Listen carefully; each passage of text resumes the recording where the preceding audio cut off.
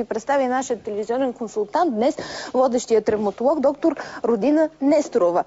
Здравейте и на вас, честита баба Марта. Заповядайте, настанете се. Здравейте. Всъщност ние ще си говорим сега за едно наистина заболяване, което започва да се превръща в пандемия. Става въпрос за остеопороза. Наистина няма да разказваме тук легенди, да плетем мартеници, ще си говорим за нашето здраве. Наистина ли е така, както казвам, че всъщност това заболяване започва да се превръща в пандемия? Това е абсолютната истина. Това е най-честото косно заболяване при човека. И през последните 10 години човечеството като цяло му обръща повече внимание. Какво искате да кажете за това? Знам да речем, че жените по-често страдат от... Така е, наистина от остеопороза. Много по-висок е процентът на жените. Да, наистина застрашения пол е женския пол, но след определена възраст започват да страдат и мъжете, тъй като там е причината за това страдание при тях най-често са ниските нива на половите хормони. Така че може да се каже, че и мъжете и жените страдат, но мъжете по-малко, просто защото при жените има една възраст, в която настъпва менопауза и след тази възраст ги няма хормоните, благодарение на които имаме здрави кости. Добре, продължаваме този разговор само след едно кратко видео. Точно какво представлява остеопорозата?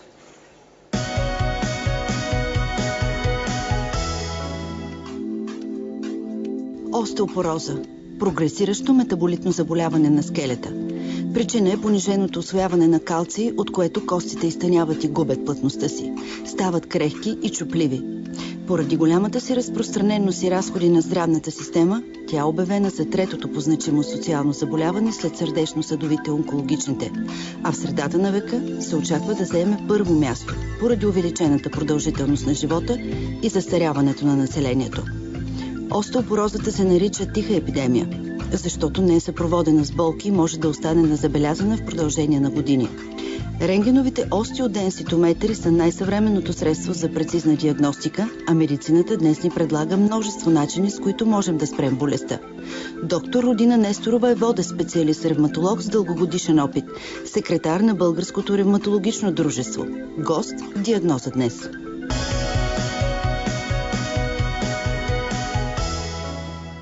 Днес в първата част на предаването, както разбрахте, ще си говорим за тихият крадец, както го наричат повечето специалисти за остеопорозата, с доктор Родина Несторова, с една малка поправка, секретар на Българското дружество по остеопороза и артроза. Точно. Освен всичко останало, както разбрахте в началото на предаването, можете да благодарите на лекаря, който ви е помогнал. Колегите ми казват, че госпожа Миленкова ни чака на телефона. Здравейте. Ало.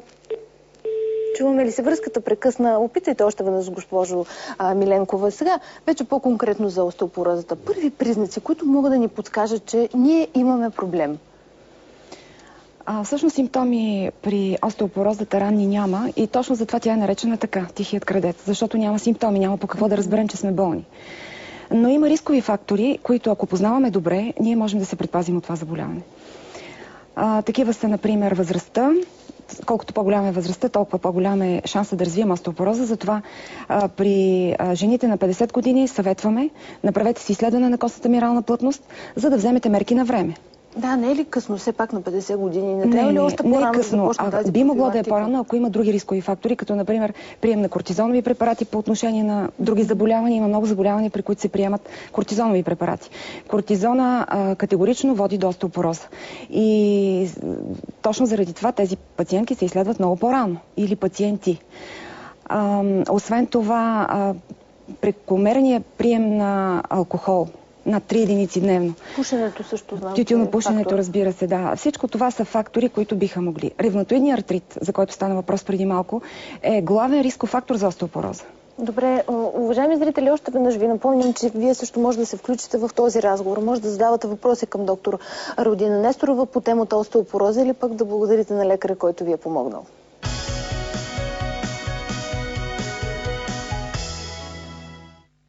Сега, много важно е това, което вие казвате, да се изчисли рискът, който е за всяка една жена, за всеки един пациент. Тук сме подготвили Боби е подготвила специален калкулатор. Точно така. Хайде да ви това обяснете калкулатора повече. на Световната здравна организация, който това представлява един сайт на Международната фондация по остеопороза и благодарение на това изчисление, т.е. на тази калкулация, ние можем да установим абсолютния си риск от фрактури за следващите 10 години. Сега, това е нещо напълно свободно, Това е намира нещо се в съвсем интернет. елементарно. Това са само пол и възраст, плюс 8 клинични рискови фактора и изследването на костната мирална плътност на бедрената шийка.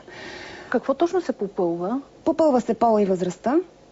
Попълва се също така теглото и височината. Наличието на предишни фрактури има ли или няма. Също така, дали в анамнезата на пациента трябва той непременно да бъде разпитан за наследственост. Т.е. дали негов родител, майка или баща са чупили бедрена шийка. Това е нещо изключително важно. Това е голям рисков фактор. Разбира се, това, което говорихме преди малко, тютюнопушене и прием на алкохол над 3 единици дневно. Интересно е да кажем какво значи 1 единица алкохол. Какво значи? 1 единица алкохол означава една чаша бира от 285 мл или 60 грама, например, някакъв твърд алкохол. На ден ли говорим или на година? Говорим за ден, да. Така, или 120 мл вино. Това означава не всичкото, а или. Това е много важно, нека хората да разберат, че не става въпрос за всичко заедно, а или. И това е 1 единица. Тоест пациента не трябва да приема повече от 3 единици на ден. Госпожа Иванова ни чака на телефона. Нека да чуем и нейния въпрос. Здравейте, госпожо Иванова. Добър ден. Искам да задам въпроса към докторката. Моята майка нито пиеше, нито пушеше грам алкохол. И не можеше да води точно остеопороза. На какво се дължи? Значи, дали пият... имам баба, която пиеше и падаше до бурето, нямаше нито остеопороза и пушеше с лула.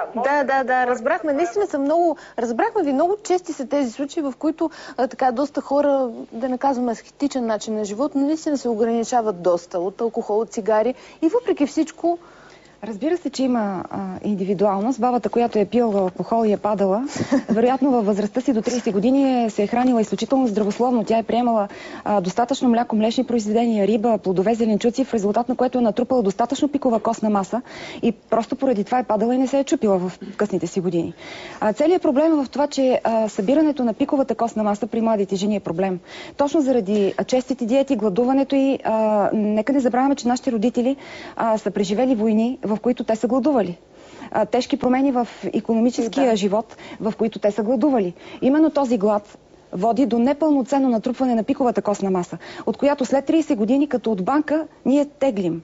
Колкото сме натрупвали, толкова ще мислим какво да теглим. Генетичният фактор каква роля има? Генетичният фактор е много важен. Има над 130 гени обвинени за това, че са носители на предаването на остеопорозата, но в момента това, което се е категорично установено е, че имаме ли родител с бедрена фрактура, ние трябва рано да изследваме своята костна плътност, примерно 40-50 години, за да може да сме сигурни какво става с нашите кости и да може да вземем на време мерки. Включваме сега господин Ковачев с благодарност. Здравейте, честит празник! Добър ден, честит празник и на вас.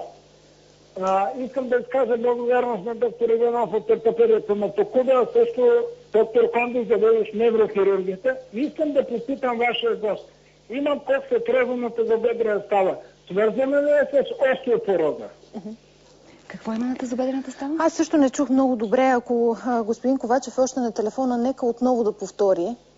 Какво в момента? Имам остеопороза на тазобедрената става. Има остеопороза на бедрената шийка, да. Дали това, той пита дали това всъщност може да се определи като остеопороза? Разбира се, това е абсолютна диагностика на остеопорозата. Наличието, определенето на костната мирална плътност на бедрената шийка и установяването на остеопороза е категорично, значи днес го установяваме, утре почваме лечение. Човека просто в момента губи време. Той трябва да започне веднага лечение. Той вече има диагноза. Единствено, което искам да уточним по въпроса за фракс индекса, който и Боби ни показа, кои са стойностите, които трябва да ни притеснят след попълването на този тест? Стойностите, които биха могли да ни притеснят, това е наличието на предишни фрактури, Нека да започнем от началото. Това е възрастта над 50 години Нека за живите. Да не повтаряме. Ние го казахме много ясно и точно какво трябва да се всичко попълни. Това нещо с попълване най-елементарно на да и не. Натискаме калкулация накрая Да. и определя се фрактурния риск. И ако фрактурния риск на общи фрактури е над 20, това означава, че сме застрашени от общи фрактури.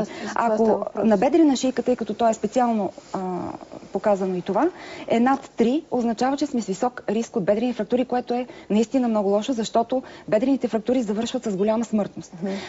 От 5 жени, които си щупят бедрената шийка, една загива до края на 6-я месец, до края на годината. Така че именно това е смисъл и на фракси индекса, да определим хората с висок риск и да започнем да ги лекуваме веднага. Вече заговорихме и за лечение. Всъщност другата стъпка е едно специално изследване. Нека да видим, колегите ще пуснат какво представлява точно едно такова изследване, което все пак специалистите наричат и златен стандарт. Нали така? В изследването на остеопороза. Сега ще го видим и вие ще коментирате, доктор Несторова. Това всъщност представлява наистина златен стандарт в диагностиката на остеопорозата. Нарича се двойно енергийна рентгенова абсорбциометрия или накратко DEXA апарати. Този апарат е позициониран в 17-та поликлиника. Той е така доста ново поколение апарати, тъй като съчетава възможността за изследване на бедрена шийка и прешени, но освен това дава една допълнителна възможност за изследване и на латерален гръбнак. Това, което виждате в момента, това беше изследването преди малко на прешени, а това, което видяхме сега преди малко, беше на бедрената шийка. А това, ето, което виждате, последната така дума на модата в областта на тази апаратура е именно определена на това какво се случва с нашия латерален гръбнак. Защото много от пациентите идват, те имат рискови фактори, установяваме висок фрактури с фракс програмата, изследваме ги на апарата и се установява, че едва ли не те са с една завидна костна плътност, което не е вярно. В момента, в който направим тази трета част от изследването, възможно ли да има разминаване? Да, точно за това разминаване става въпрос. Може да има разминаване и това е основната причина, поради която Международната фондация по остеопороза и Световната здравна организация създадоха фракс програмата и установяването на фрактурния риск. Защото има много области, в които няма такава апаратура и те биха могли да разчитат при наличието на висок фрактурен риск започване на лечение. Няма какво да се губи време. Мисълта ми беше за тази трета възможност на апаратурата, която е златен стандарт в диагностиката на остеопорозата, че благодарение на именно този латерален гръбнак, ние можем да установим така наречените морфометрични фрактури. Аз искам да видим и снимките, които сме подготвили, и все пак и нашите зрители да видят какво точно представлява изследването или по-скоро финала на това изследване. Ето, финала на фракс индекса виждате фрактурния риск за общи фрактури и за бедрена шийка.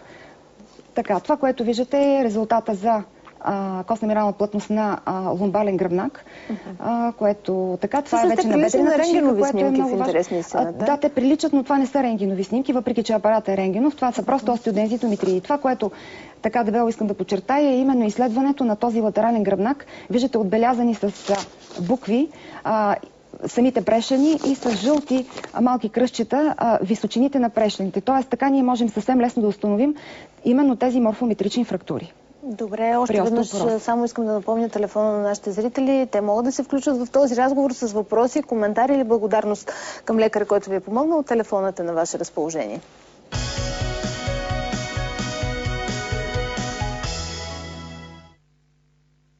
Да видим и Боби какво е подготвил. Относно, както казахме в началото, храненето на пациенти с остеопороза. Отново подчертавам, не става въпрос за диета. За диети, да, за спазването на каквито и да било диети, а просто ще коментираме храните, които са полезни при това заболяване.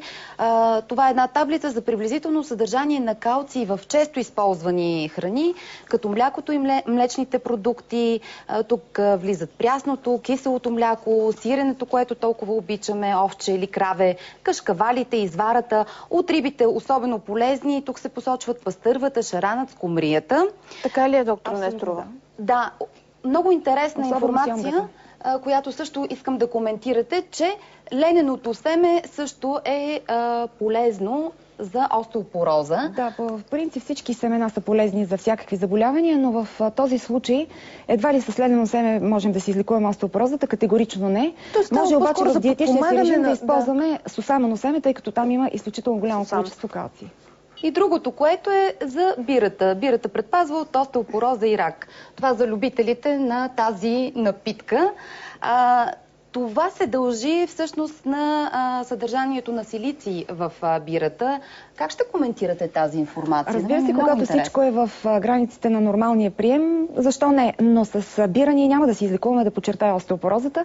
Освен това, над 3 единици бира, това означава 3 чаши по 285 мл на ден, ние просто ще си доведем костите до остеопороза. Така че по-скоро обратния ефект, отколкото положителния. да лекуваме остеопороза с бира. Просто